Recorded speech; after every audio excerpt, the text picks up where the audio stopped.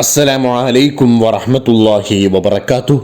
പ്രിയപ്പെട്ട സഹോദരി സഹോദരന്മാരെ, ഇന്നത്തെ ഈ ക്ലാസ്സിലൂടെ നമ്മൾ മനസ്സിലാക്കുവാൻ പോകുന്നത് ഭർത്താവിനെ സന്തോഷിപ്പിക്കുവാനുള്ള മാർഗങ്ങൾ എന്തൊക്കെ എന്നതിനെ കുറിച്ചാണ്. പ്രിയപ്പെട്ട സഹോദരിമാർക്ക് പ്രത്യേകം ഉപകരിക്കുന്ന പ്രിയപ്പെട്ട സഹോദരിമാർക്ക് വളരെയേറെ ഉപകരിക്കുന്ന ഒരു ക്ലാസ് തന്നെയാണ് ഇത് സഹോദരന്മാരാണ് കേൾക്കുന്നത് എന്നുണ്ടെങ്കിൽ ഉപകരിക്കുന്നവരിലേക്ക് ഈ വീഡിയോ ഒന്ന് ഷെയർ ചെയ്ത് കൂടി കൊടുക്കുക. പ്രിയപ്പെട്ട സഹോദരിമാർ ഈ ക്ലാസ് മനസ്സിലാക്കി മറ്റുള്ളവർക്ക് കൂടി ഒന്ന് ഷെയർ ചെയ്ത് കൊടുക്കുക. തൻ്റെ ഭർത്താവിനെ സന്തോഷിപ്പിക്കുവാനുള്ള മാർഗങ്ങൾ എന്തൊക്കെ? പല സ്ത്രീകളും ചിന്തിക്കാറുണ്ട്, എൻ്റെ ഭർത്താവിനെ ഞാൻ എങ്ങനെയൊക്കെ സന്തോഷിപ്പിക്കാൻ, എനിക്ക് ഇനിയും സന്തോഷിപ്പിക്കാൻ സാധിക്കും, എൻ്റെ ഭർത്താവിനെ ഇനി എങ്ങനെയാണ് ഇനിയിപ്പോൾ ഞാനൊന്ന് സന്തോഷിപ്പിക്കുക എന്നൊക്കെ പല സ്ത്രീകളും ചിന്തിക്കാറുണ്ട് അല്ലേ? എന്നാൽ ഇതാ ഈ ക്ലാസ്സിലൂടെ നമ്മൾ മനസ്സിലാക്കുവാൻ പോകുന്നതും ആ കാര്യമാണ്. തൻ്റെ ഭർത്താവിനെ എങ്ങനെയെല്ലാം സന്തോഷിപ്പിക്കാൻ പറ്റും എന്നതാണ്. പടച്ച റബ്ബ് നമ്മുടെ എല്ലാവരുടെയും കുടുംബ ജീവിതത്തിൽ സന്തോഷവും ബർക്കത്തും പ്രദാനം ചെയ്യട്ടെ. ഈ വിഷയത്തിലേക്ക് പോകുന്നതിന് മുമ്പ് ആദ്യം തന്നെ ഒരു കാര്യം ഓർമ്മിപ്പിക്കുകയാണ്. നമ്മിൽ നിന്നും നമ്മളെ എല്ലാവരെയും വിട്ടുപോയ വയനാട്ടിലെ നമ്മുടെ സുഹൃത്തുക്കൾ, വയനാട്ടിലെ നമ്മുടെ പൊന്നു സഹോദരന്മാർ, സഹോദരിമാർ, പൊന്നു മക്കൾ, ഒരുപാട് പേർ മരണപ്പെട്ടു പോയി. ഇപ്പോഴും അവിടെ നിന്ന് മൃതദേഹങ്ങൾ കിട്ടിക്കൊണ്ടിരിക്കുന്നു. ഇനി എവിടെയും അതുപോലുള്ള ഒരു പ്രകൃതി ദുരന്തം ഇല്ലാതിരിക്കട്ടെ എന്ന് നമുക്ക് ദുആ ചെയ്യാം. മാത്രമല്ല, അവിടെ സ്വന്തം ഉറ്റവർ നഷ്ടപ്പെട്ടുകൊണ്ട് അവിടെ കഴിയുന്ന ഒരുപാട് ആളുകളുണ്ട്. പടച്ച റബ്ബ് അവർക്കൊക്കെ ക്ഷമ പ്രദാനം ചെയ്യട്ടെ. പടച്ച റബ്ബ് അവർക്കെല്ലാം ക്ഷമ പ്രദാനം ചെയ്യട്ടെ. തൻ്റെ പൊന്നു മക്കൾ, ഭാര്യ, ഉമ്മ, ഉപ്പ, തൻ്റെ സുഹൃത്തുക്കൾ, ഇവരെയൊക്കെ നഷ്ടപ്പെട്ട് അവിടെ കഴിയുന്ന മാറ്റിപ്പാർപ്പിച്ച ഒരുപാട് ആളുകളുണ്ട്. അവർക്കൊക്കെ പടച്ച റബ്ബ് മനസ്സിന് നല്ല കട്ടിയും ഒരു സമാധാനവും നൽകട്ടെ. അവരുടെ മനസ്സിനെല്ലാം പടച്ച റബ്ബ് എത്രയും പെട്ടെന്ന് മറവിയും സമാധാനവും നൽകട്ടെ, ക്ഷമ നൽകട്ടെ.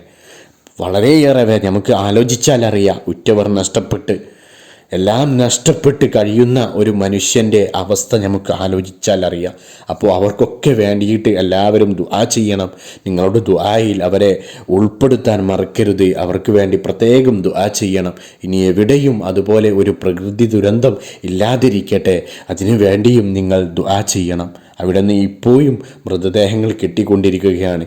വളരെയേറെ നമ്മെ എല്ലാവരെയും വേദനിപ്പിക്കുന്ന ഒരു കാര്യമാണ് അവിടെ നടന്നത്. ഇനി എവിടെയും അതുപോലെ ഒരു ദുരന്തം ഇല്ലാതിരിക്കട്ടെ എന്ന് നമുക്ക് പ്രത്യേകം ദുആ ചെയ്യാം. മാത്രമല്ല, അവിടെയുള്ള സഹോദരന്മാർക്കൊക്കെ നല്ല ക്ഷമ നൽകട്ടെ, അവരുടെ മനസ്സിന് സമാധാനം നൽകട്ടെ. അവർക്കെല്ലാവർക്കും വേണ്ടി നിങ്ങൾ പ്രത്യേകം ദുആ ചെയ്യണം എന്ന് ഓർമ്മിപ്പിക്കുകയാണ്. അപ്പോൾ ഇനി നമ്മുടെ വിഷയത്തിലേക്ക് വരാം.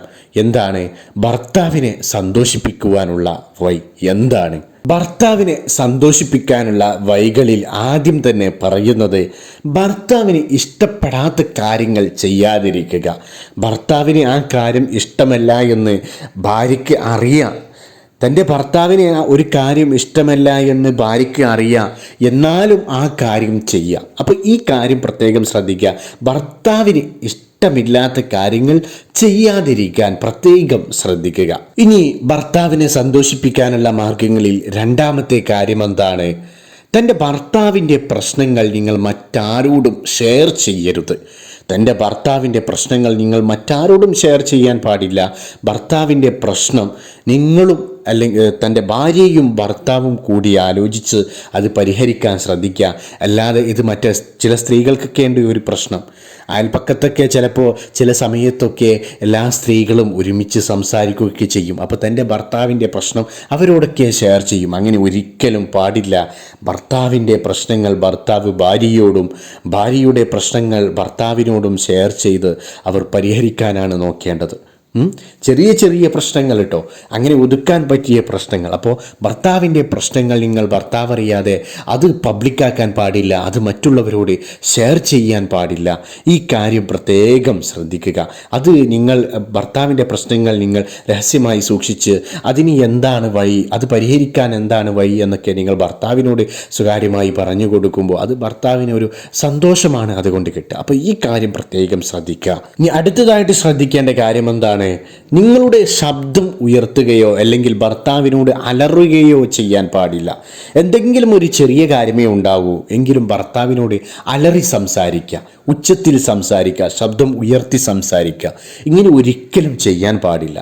ഭർത്താവിനോട് അതിൻ്റേതായ രീതിയിൽ നല്ല രീതിയിൽ നിങ്ങളെപ്പോഴും സംസാരിക്കാൻ ശ്രദ്ധിക്കുക.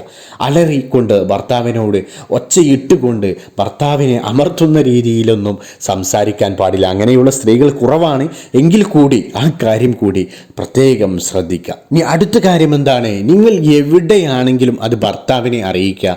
ഭർത്താവിൻ്റെ അനുവാദമില്ലാതെ എവിടേക്കെങ്കിലും ഭർത്താവിനെ അറിയിക്കാതെയൊക്കെ പോവുക. എവിടേക്കാണ് പോകുന്നത് ആകെ രഹസ്യമായി ഭർത്താവിനോട് പറയാതെ നിൽക്കുക. ഇങ്ങനെ ഒരിക്കലും ചെയ്യരുത്. നിങ്ങൾ എവിടേക്ക് പോവുകയാണെങ്കിലും അത് ഭർത്താവിനെ അറിയിക്കാൻ ശ്രദ്ധിക്കുക. ഇനി അടുത്ത കാര്യം എന്താണ്, ഭർത്താവിന് സമ്മാനങ്ങൾ നൽകുക. ഭർത്താവിന് ചിലപ്പോൾ ചില സ്ത്രീകൾ ഞാൻ ജോലിക്കൊന്നും പോകുന്നില്ലല്ലോ, എനിക്ക് എൻ്റെ ഭർത്താവ് തന്നിട്ട് വേണം എന്നൊക്കെ ചിന്തിക്കുന്നുണ്ടാവും.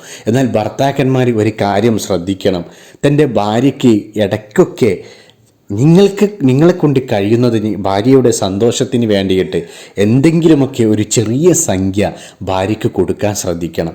നിങ്ങൾ കൊടുത്തെങ്കിലേ നിങ്ങളുടെ ഭാര്യയുടെ കയ്യിൽ നിങ്ങൾക്ക് എന്തെങ്കിലും ഒരു പ്രത്യേക ദിവസം വരുമ്പോൾ നിങ്ങൾക്ക് എന്തെങ്കിലുമൊക്കെ ഒരു സമ്മാനമൊക്കെ വാങ്ങിച്ചു തരാൻ അവളുടെ കയ്യിൽ ക്യാഷ് ഉണ്ടാവുകയുള്ളൂ.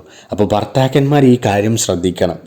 നിങ്ങൾക്ക് ഭാര്യയ്ക്ക് ക്യാഷ് വാങ്ങാൻ നിങ്ങൾക്ക് ബുദ്ധിമുട്ടുണ്ടാകില്ല, എന്നാൽ ജോലിയൊന്നും ഇല്ലാത്ത മറ്റു വരുമാന മാർഗങ്ങളൊന്നും ഇല്ലാത്ത ഭാര്യമാർ ഒരുപാട് പേരുണ്ട്.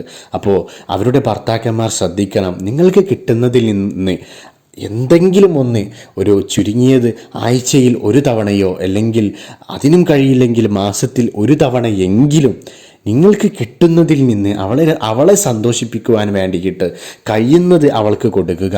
എന്നാൽ അവൾക്ക് എന്തെങ്കിലും നിങ്ങളുടെ ഒരു പ്രത്യേക ദിവസം വരുമ്പോൾ നിങ്ങളെ സന്തോഷിപ്പിക്കാൻ അവൾക്ക് സാധിക്കും.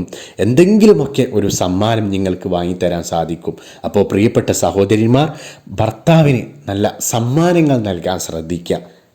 ഭർത്താവ് നിങ്ങളെ കൊണ്ട് കഴിയുന്ന സമ്മാനം എന്തുമാവട്ടെ, അതൊരു 10 രൂപയുടെ മുട്ടായി ആണെങ്കിൽ പോലും അത് ഒരു വലിയ സമ്മാനമാണ്. സമ്മാനത്തിൻ്റെ വലുപ്പത്തിലോ ചെറുപ്പത്തിലോ അല്ല കാര്യം, അല്ലെങ്കിൽ നിങ്ങൾ എന്ത് കൊടുക്കുന്നതിലോ എന്നതിലല്ല. നിങ്ങൾ എന്ത് സമ്മാനം നിങ്ങൾ നല്ല സന്തോഷത്തോടു കൂടി ഷെയർ ചെയ്യുന്നുവോ, ഭർത്താവിന് നൽകുന്നുവോ, അത് ഭർത്താവിനെ കൂടുതൽ സന്തോഷിപ്പിക്കും. അപ്പോൾ ഭർത്താവിന് സമ്മാനങ്ങൾ നൽകുക, ഇതും ഭർത്താവിനെ സന്തോഷിപ്പിക്കുന്ന കാര്യങ്ങളാണ്. അപ്പോൾ ഇത്രയുമാണ് ഭർത്താവിനെ സന്തോഷിപ്പിക്കാനുള്ള മാർഗങ്ങൾ എന്ന വിഷയത്തെക്കുറിച്ച് നമുക്ക് ഈ ഒരു ക്ലാസ്സിലൂടെ മനസ്സിലാക്കുവാനുള്ളത്.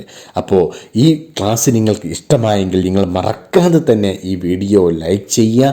ഈ കാര്യങ്ങളൊക്കെ ഒന്ന് നിങ്ങളുടെ ജീവിതത്തിൽ കൊണ്ടുവരാൻ ശ്രദ്ധിക്കുക. നിങ്ങളുടെ വിലപ്പെട്ട അഭിപ്രായങ്ങൾ കമൻറ്റിലൂടെ രേഖപ്പെടുത്തുക.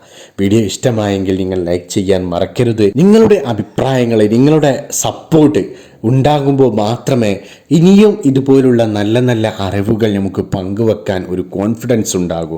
അപ്പോൾ നിങ്ങൾക്ക് വീഡിയോ ഇഷ്ടമായാൽ ലൈക്ക് ചെയ്യാൻ നിങ്ങൾ ഒരിക്കലും മറക്കരുത്.